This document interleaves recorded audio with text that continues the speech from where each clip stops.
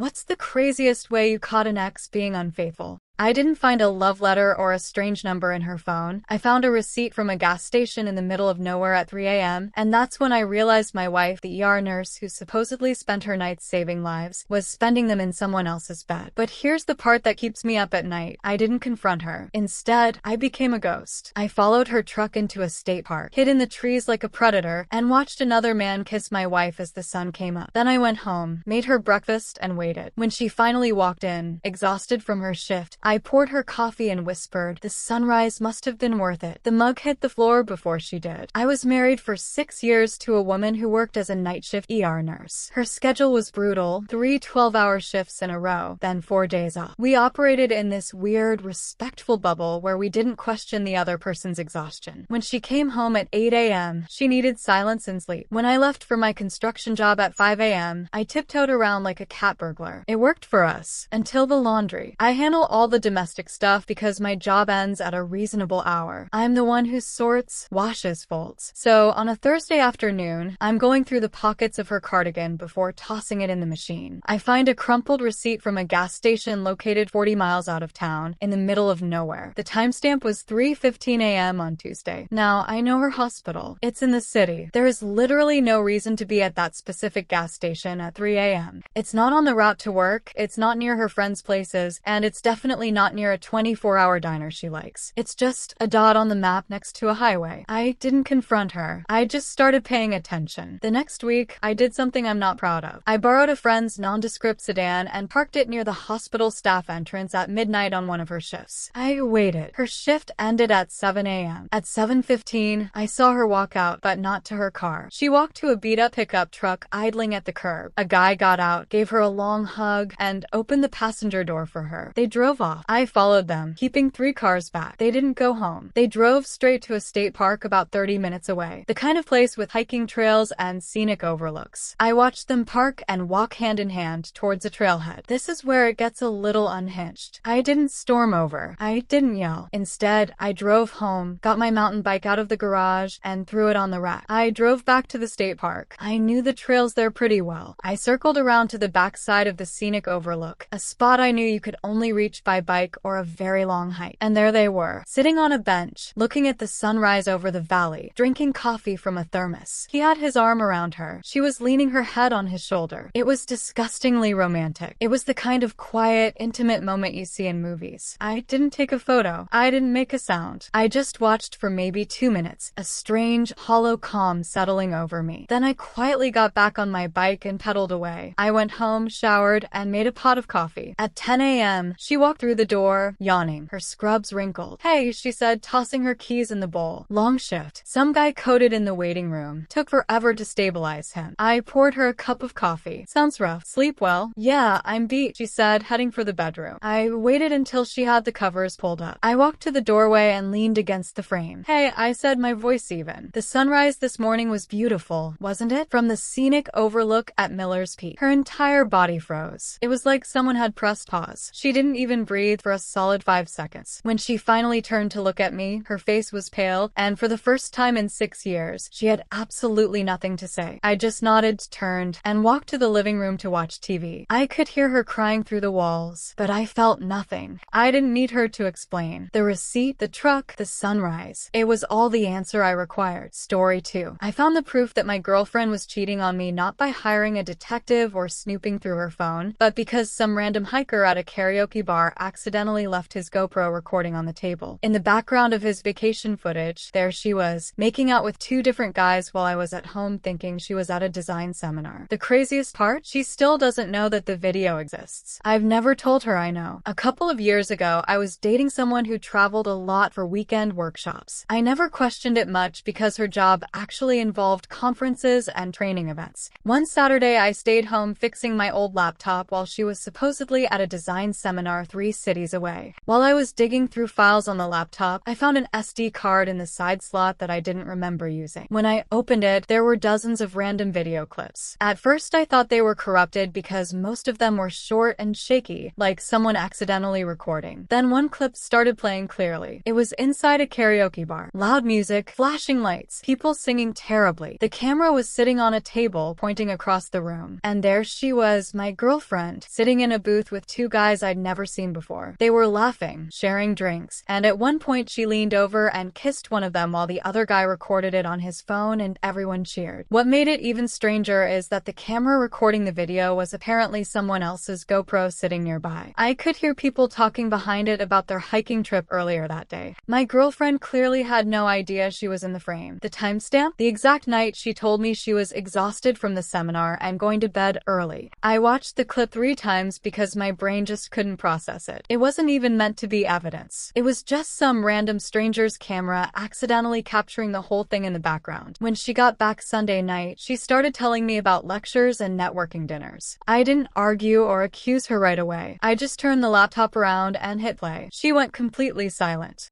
Dude, your girlfriend turned a design seminar into a sloppy karaoke bar threesome preview with 2 randos while you're home playing Mr. Fix-It. Universe eats you free 4K betrayal footage via hiker's forgotten GoPro. You wait, spin the laptop, hit play. Her face does the NPC freeze. Cold-blooded chef's kiss. Aita? NTA. She cheated, lied, got caught by pure cosmic karma. You just press play. Dump her and frame that SD card. Legend. Before we move on to the next story, don't forget to like and subscribe. Let me know your favorite part in the comments and share your own story too. Has anything like this ever happened to you? Story 3. The man I love didn't just ghost me for a month to find himself. He ghosted me to get engaged to someone else. But the craziest part isn't that he hid an entire relationship, bought a ring, and threw a party while I sat at home waiting for a text. Years ago, I was dating someone who told me he needed to get away for a while to figure out his life. He said he was going to stay with a distant relative and take a break from everything, social media, friends, even his phone, so he could focus on himself. At the time, it sounded dramatic, but I believed him. For almost a month, he barely responded to anything. I'd send messages asking if he was okay and would get nothing back except the occasional one-word reply like fine or busy. Then one random afternoon, I got a notification from an unfamiliar account. It was a message request from someone I didn't know. Inside was a screenshot. It was from a local community page announcing a small engagement party at a restaurant. The post had several photos of the couple celebrating with friends and family. Front and center in one of those photos was my boyfriend, arm around another woman while she showed off a ring and everyone clapped. The message attached to the screenshot simply said, "I think you deserve to know." I thought it had to be some weird misunderstanding, but when I zoomed in, I could clearly see the date on the banner behind them. It was taken the previous weekend, while he was supposedly working on himself. About 10 minutes later, he finally texted me. Not to explain, not to apologize properly, just a long message saying he had realized he believed in having more than one serious relationship, and that he hoped I would be open-minded about modern love. He even suggested the 3 of us could meet someday and see how things felt. I didn't reply. Story 4. My coworker left work early because he was sick and walked into his apartment to find paramedics trying to save his girlfriend's secret lover, who had just collapsed on his living room floor mid-cheat. But here's the part that still haunts me. The guy didn't make it. So my coworker didn't just discover an affair that day. He stood in his own home, watched a stranger die on his carpet, and then had to comfort the woman who brought him there, all before the police arrived. She's still living with him. Neither of them has ever talked about it. Story 5. The man who told me social media stressed him out had been secretly running a local meetup account for our entire relationship, arranging private hangouts with strangers while I sat at home thinking he was just offline. But the craziest part isn't the months of lies or the flirting. It's that when I finally confronted him, he didn't apologize. He looked me dead in the eye and said, "You were supposed to never find that." Then he asked if I wanted to join him next time. A while back, I was in a relationship with someone who always insisted he barely used social media. He'd say it stressed him out and that he preferred staying offline. I never had a reason to question that, so I believed him. One evening, I was bored and scrolling through a local community forum where people post about neighborhood events and random stuff happening around town. Someone had shared a thread about a big weekend festival that had taken place nearby. Out of curiosity, I started reading through the comments because people were sharing photos and stories from the event. One comment caught my eye because the username looked oddly familiar. Not his name exactly, but a variation of a nickname I'd heard before. Curiosity got the better of me, so I tapped the profile. What I found made my stomach flip. The account had months of posts and comments in different local meetup groups. Not normal discussions either. He had been arranging secret hangouts with strangers, flirting constantly, and talking about meeting people privately around the city. The timestamps went back nearly the entire time we'd been together. At first, I thought maybe it was someone pretending to be him. But then I noticed a detail in one of the posts, a photo of a very recognizable tattoo on his arm that he always joked about. There was no way it was anyone else. I sat there scrolling for almost an hour, piecing together this whole second life I had never known about. When he got home later that night, he asked why I looked so quiet. I didn't yell or accuse him right away. I just turned the phone toward him and showed the profile. The look on his face told me everything before he even said a word. That was the moment the relationship ended for me. Story 6. For months I blamed my teenage son for the strange noises in the garage, the lights left on, the gate mysteriously unlatched. I even grounded him for lying. But one day I came home early and found out the truth. My partner had been hiding his mistress in our garage. Not in a hotel. Not at her place. In my house, behind the storage bins on a little mattress while I was at work. The craziest part? She'd been living there for weeks, eating our food, using our bathroom when I was asleep, and I never knew. When he walked in and saw us both standing there, he didn't apologize to me. He asked her if she was okay. Story 7. I grounded my teenage son for months because I thought he was sneaking into the garage at night, leaving the gate unlatched, turning on lights, hiding something from me. Turns out he was innocent. The real culprit was my partner, who had been hiding his mistress behind our storage bins like a dirty secret. She'd been living in our garage for weeks, eating our food, using our bathroom when I was asleep, and I never knew. But here's the part that still makes my blood run cold. When I confronted them both, she looked at me and whispered, "He told me you knew." For months I thought something strange was happening around our place. Small things kept being slightly off. The back gate would sometimes be unlatched, even though I clearly remembered closing it. Once or twice I noticed lights on in the garage when nobody had been out there. At first I blamed my teenage son. I kept asking him if he'd been hanging out in the garage with friends after school. He swore he hadn't touched anything. I even grounded him once because I thought he was sneaking around and lying about it. Then one night I got home earlier than usual from work. As I pulled into the driveway, I noticed the garage door wasn't fully shut. It was cracked open just a few inches. That alone felt weird because my partner was supposed to be out running errands. I went inside the house and everything looked normal. But when I walked back to the garage to close the door properly, I heard movement behind some stacked storage bins. For a second, I honestly thought someone had broken in. Then a woman slowly stood up from behind the boxes. I had never seen her in my life. She looked just as shocked as I was. Turns out my partner had been secretly letting her stay there during the day while I was at work. He'd cleared a hidden corner behind the shelving and even set up a little mattress and blanket so she could crash there. Apparently, they'd been seeing each other for months and thought using the garage while I was gone was safe. All those weird little things suddenly made sense. The gate, the lights, the sounds. When he came home later, the look on his face when he saw both of us standing there said everything before a single word was spoken.